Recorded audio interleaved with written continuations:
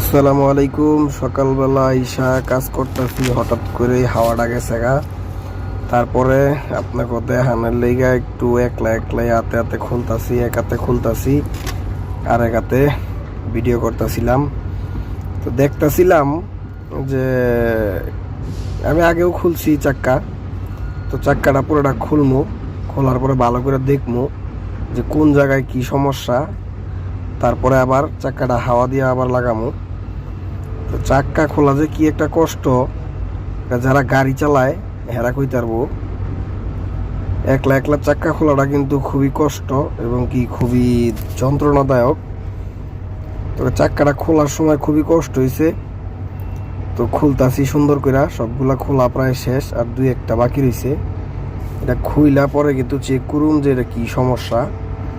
যদিও মনে হয় না পাংচার হয়েছে, তাও চেক করা লাগবো।